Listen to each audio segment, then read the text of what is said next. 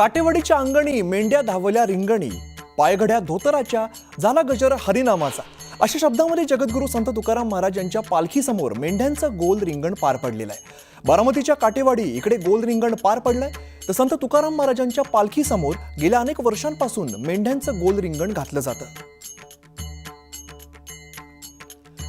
तर अतिशय विहंगम, अतिशय सुंदर ही दृश्य आपण सध्या बघतोय। खरं तर वारकरी या ठिकाणी रिंगण करतात, मात्र इकडे एक अनोखी परंपरा काटेवाडीमध्ये बघायला मिळते। या ठिकाणी मेंढ्यांचं गोल रिंगण पार पडतंय। अगदी वारकऱ्यांप्रमाणेच या मेंढ्या सुद्धा अगदी आपल्या विठुरायासाठी आपल्याला रिंगण घालताना दिसतायत। तुकोबांच्या पालखीसमोर हे मेंढ्यांचं गोल रिंगण पार पडलेलं आहे। काटेवाडीमध्ये ही अनोखी परंपरा गेल्या अनेक वर्ष ही पार पडते।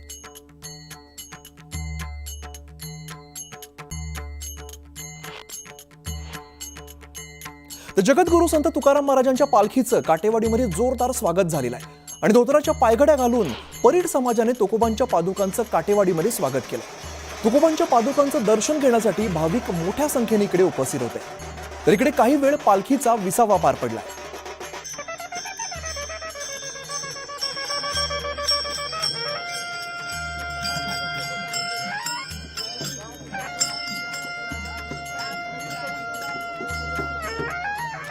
काटेवाडीमध्ये धोतराच्या पायघड्या घालण्यात आलेल्या आहेत आणि यानंतर या पालखीचं इकडे आगमन झालेलं आहे।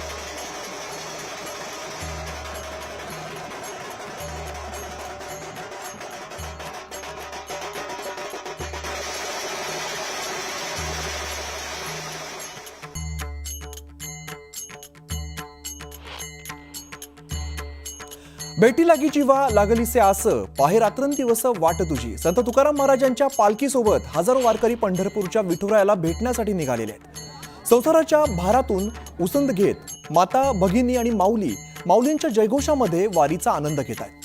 टाळमृदुंगाच्या तालावर ठेका धरत देहभान विसरून महिला फुगडीमध्ये तल्लीन झाल्यात।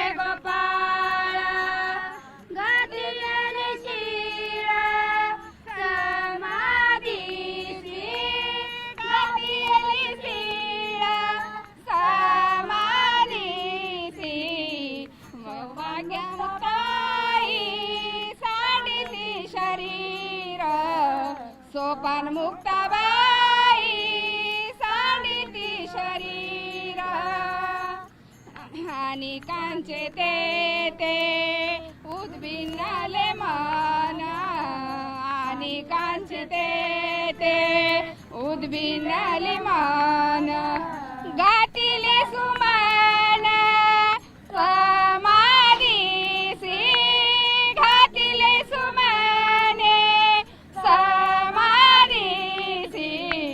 सोपान मुक्ताबाई सांडिती शरीर सोपान मुक्ताबाई सांडिती शरीर। खूप मस्त अभंग या महिलांनी इथे गायलेला आहे आणि अभंगात तल्लीन होऊन ही वारी यांची पुढे पुढे सुरू आहे। माऊली, आता घरचं कोण बघणार तुम्ही इकडे आल्यावर? सुनबाई आहे, मुलं आहेत, मुलगा आहे, सुनबाई आहेत, नातू आहेत, सगळं बघते त्यांच्या भरवशावर टाकून सगळं काय करायचं। वारीला निघाले, मागचं बघत तर आतापर्यंत आले, आता इथून पुढे देवाचं बघायचं। आता इथून पुढे देव देव म्हणून तर वारीला निघाले ना पहिल्यांदाच। ते पण सुनांचे आता त्यांचंच आहे, आमचा देव आहे, सगळं त्यांनी करणार। हे सुख सोळा स्वर्गी नाहीये, ह्या पृथ्वीतले देव सगळे करा आणि एक वारी करा, बरोबर आहे। ह्या वारीचं महत्व कुणालाच येणार नाही। जगात भारी पंढरीची वारी, जगात भारी पंढरीची वारी असा हा सुख सोळा स्वर्गी पण नाही। स्वर्गातून देव खाली आले होते हे वारी करायला, शंकरांनी ही वारी चालू केलेली आहे। व्हिडिओ जर्नलिस्ट हर्षद गोरका सोबत मी प्रियांका लाठी, न्यूज 18 लोकमत, काटेवाडी। खेळ मांडियेला वाळवंटी घाई, नाचती वैष्णव भाई रे, याच अभंगाची प्रचिती खरं तर आज नीरा नदीच्या तीरावरती पाहायला मिळाली। नीरा नदीच्या तीरावर एक बालवारकरी फुगडी खेळत सगळ्यांचं लक्ष त्याने वेधून घेतलेलं आहे। तर माऊली सोबत चालताना कुठलाच थकवा येत नाही आणि माऊली आम्हाला सांभाळून घेतात असं मत चिमुकल्याने व्यक्त केलंय.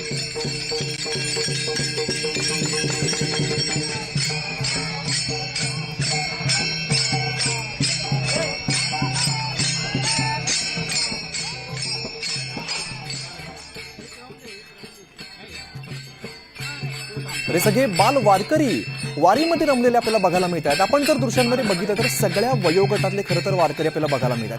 अगदी आबाल वृद्ध वारकरी आपल्या भक्ती रंगामध्ये न्हावून गेलेले दिसतात.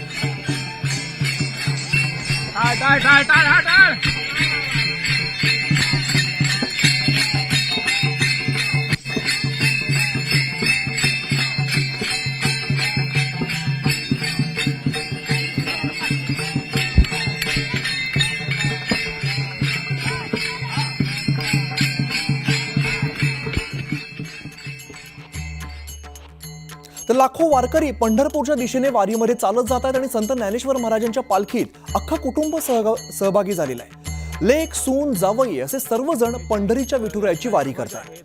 गेल्या 40 वर्षांपासून त्यांची वारी सुरू असल्याचं त्यांनी सांगितलंय. तर यावेळेला पांडुरंगाचे आभार मानताना वारकरी आजीच्या डोळ्यामध्ये मात्र आनंदाश्रू पाहायला मिळाले. काय सांगाल आजी, किती वर्षापासून वारी करताना कोण कोण सहभागी झाले? 40 वर्ष झालं वारी करतेय मी. माझा लोक 9 वर्ष आणले, सुनेला 4 वर्ष झाले, जावाई 9 वर्ष वारी करतात. आम्हाला वारीचा आनंद खूप खूप मिळतो. गेल्या वर्षी मला अजिबात दिसत नव्हतं. पांडुरंगा म्हणलं कशी वारी होईल, वारी कशी तरी पूर्ण केली. माघारी आल्या आल्या दोन्ही पण डोळ्याचं ऑपरेशन करून मी आता ही वारीचा आनंद घेते.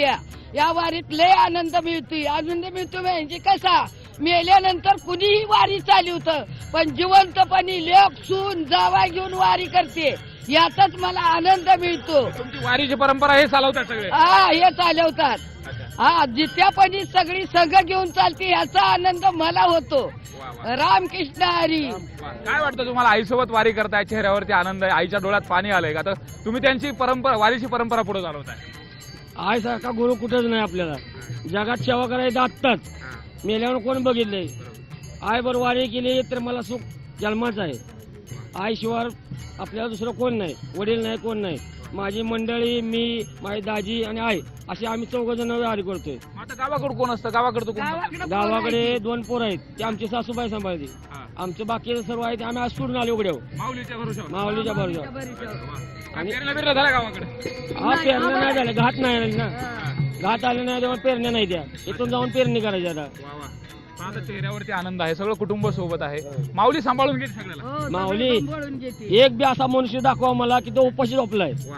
कुठलाही मनुष्य दाखवा, गरीब म्हणा, श्रीमंत म्हणा, इथं भेदभाव कोणाला नाही आणि कोण सुद्धा उपाशी राहत नाही या वारीत. अशी माऊलीची किमी आहे. जावाई सुद्धा वारीमध्ये काय म्हणतात आता सासूबाई सोबत, त्याचबरोबर तुमचे मेवणे, दाजी सोबत? वाटतो की आपण आपल्या संबंधित सगळ्या नातेवाईकाबरोबर वारीमध्ये येण्यासाठी. पण तुम्ही कधीपासून यायला लागलात? मला 9 वर्ष झाले 9 वर्ष. वारीमध्ये त्याला. म्हणजे कोणी सासूबाईने आग्रह केला? सासूबाईंनाही आपलं मनानं त्यांनी वारी केल्यापासून त्यांच्या आपला आनंदात सामील होण्यासाठी फक्त वारी करायची. व्हिडिओ जर्नलिस्ट प्रवीण शेट्टीसह सुरेश जाधव, न्यूज 18 लोकमत, वाल्हे. तर इकडे बीड जिल्ह्यातील गहिनीनाथ गडाच्या पालखीसोबत चालणाऱ्या वारकऱ्यांची पंढरपूरला जाणारी वाट आता बिकट आहे. डोक्यावरती पादुका घेत नदी खोऱ्यातून डोंगर दऱ्यांमधून मजल दर मजल करत वाट शोधत वारकऱ्यांचा प्रवास सुरू आहे. ऊन वारा पावसाची तमा न बाळगता वाट दिसू दे असं म्हणत विठुनामाचा जप करत वारकरी प्रवास करतायत. फारच वारकऱ्यांचे इथून तिथून हाल झाले. गुडघे इतक्या पाण्यातून चालावं लागलं. खड्डे मोठमोठे पडलेत. वन विभाग रस्ता करू द्यायना, शासनही लक्ष द्यायना. त्याच्यामुळं दिंडीला म्हणजे सामोरं जावं लागलं. कसं म्हणजे फार कठीण परिस्थितीतून सामोरं जावं लागलं. मी सुद्धा जवळजवळ 15 वर्ष झालं पायी वारीला मी सुद्धा जात असतो. तर वाटाने इथून तिथून जर पाहिलं तर रस्ते थोडे बरे आहेत, परंतु आमच्या घाटातून फारच दुरावस्था झाली रस्त्याची. तर शासनाने थोडं मनावर घेऊन रस्ता करावा. तर पंढरीच्या सगळ्या वाटेवर भक्तीच्या रंगांची उधळण होते. रांगोळीमधून पंढरीच्या विठुरायाची सेवा करणारी राजश्री भागवत अनेक वर्षांपासून माऊलींच्या वारीमध्ये रांगोळी काढते. या रांगोळीमुळे वातावरण भक्तिमय आणि उत्साही होत आहे. रांगोळीच्या माध्यमातून समाज प्रबोधनाचे संदेश सुद्धा दिले जात आहेत. संत ज्ञानेश्वर महाराजांच्या पालखीच्या समोर रांगोळीची सेवा करणारी भाग्यश्री आपल्यासोबत आहे. समोर पाहतो अशा पद्धतीनं सुंदर असं तुळशीचं वृंदावन तिने रेखाटलेलं आहे. माऊली ज्या ज्या ठिकाणी चालते त्या त्या वाटेवरती रांगोळी असावी आणि त्याच उदात्त हेतून त्याच भावनेमधून प्रत्येक ठिकाणी अशा पद्धतीने सुंदर अशी रांगोळी रेखाटली जाते. आज छानसं असं तुळशी वृंदावन या ठिकाणी रेखाटलेले. आणखी रांगोळी ती जी पूर्ण व्हायची आहे, मात्र कशा पद्धतीचे रंगभरण देखील सुंदर पद्धतीने केले.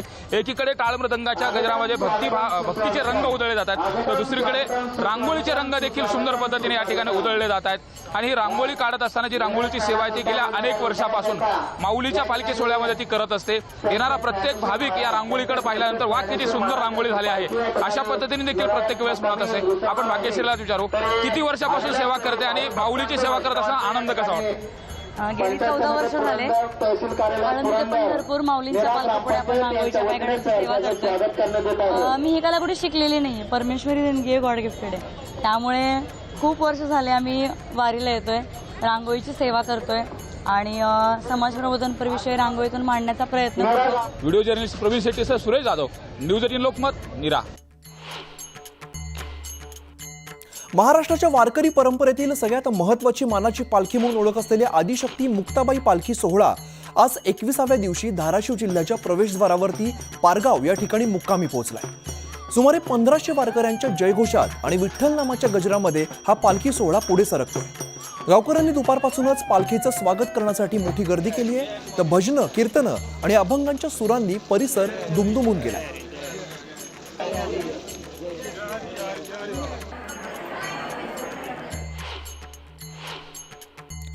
तर इथे बीडच्या आष्टी तालुक्यातील संत मदन महाराजांच्या पालखी सोहळ्याला सुरुवात झालेली आहे आणि कडा या ठिकाणाहून पंढरपूरकडे दिंडी मार्गस्थ झाली आहे. पालखीच्या पहिल्या विसाव्याला मुस्लिम समाज बांधवांकडून जेवणाची महापंगत दिली जाते. तर गेल्या 21 वर्षांपासून सुरू असलेली परंपरा मुस्लिम बांधवांनी आजपर्यंत कायम ठेवली आहे. कडा इथे दिंडी दाखल होताच विठुनामाच्या जयघोषात वारकऱ्यांचं स्वागत करण्यात आलंय.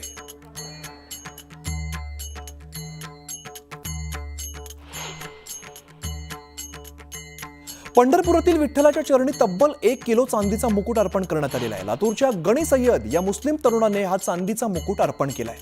गणी सय्यद हे भजन कीर्तनालाही जात असतात.